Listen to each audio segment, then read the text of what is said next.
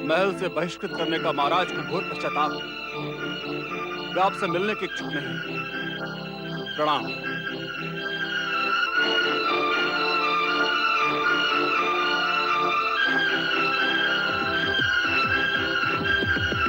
सुदंत, तुम और वज्रसेन दोनों मेरे क्रोध के प्रकोप से बच नहीं सकते। शांत हो जाए गुरुदेव, शांत हो जाए। कृपया आप व्यर्थ क्रोध ना करें। इससे आपकी तपस्या और आराधना का पुण्य नष्ट हो जाएगा। मेरे शिष्य होकर तुम मुझे ही उपदेश दे रहे हो। पहले यह बताओ कि मेरी आज्ञा के बिना तुम कहां अदृश्य हो गए थे? ये बताना मैं आवश्यक नहीं समझता महापंडित धुर्चटी। मैंने सोचा था आपका शिष्य बनकर मैं आपसे कुछ प्राप्त कर सकूंगा, परंतु आपने तो मेरे मन की शांति भी छीन ली। क्या प्रलाप कर रहे हो तुम? हाँ, मैं अक्षर अक्षर सत्य कह रहा हूँ महापंडित धुर्जटी। जो गुरु शिवभक्ति से प्राप्त सिद्धि के नाम पर निर्दोष को निराश्रित बना दे, ऐसे गुरु का शिष्य बनकर मुझे दुर्गति को प्राप्त नहीं करना है। यदि आपको भी दुर्गति प्राप्त नहीं करनी है तो क्रोध, अपमान और प्रतिशोध की भावना को अपने हृदय से निकाल दें। इससे आपका कोई भी कार्य सिद्ध नहीं होगा। मैं कहता हूं ये प्रलाप बंद करो। ये प्रलाप नहीं, कटु सत्य है जो मैं आज आपको सुनाकर ही रहूंगा। आपका शिष्य होने के नाते मैंने सुमति की सहायता की आपके पाप का प्रायश्चित करने के लिए। सुमति को समाप्त करने के लिए आपने अपना कोई भी प्रपंच शेष नहीं छोड़ा। अब भी समय है महापंडित, दूसरों का बुरा सोचना छोड़ दें, अन्यथा भगवान भोलेनाथ का कोप आप पर बरस पड़ेगा। लगता है तू बड़ा ही धृष्ट और कृतघ्न शिष्य है। और आज तेरी मृत्यु मेरे ही हाथों लिखी। नारायण नारायण। तुम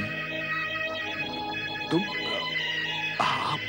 हाँ, स्वयं भगवान भोलेनाथ ने मुझे यहाँ आपका शिष्य बनने के लिए भेजा था, आपकी शिव भक्ति की था लेने के लिए। परंतु आपकी शिव भक्ति सत्वहीन निकली। भगवान भोलेनाथ आपकी रक्षा करें। नारायण नारायण।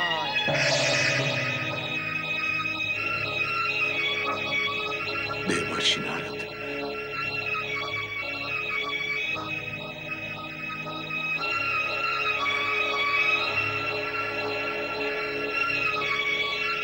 हे शिव शंकर, अब क्या होगा?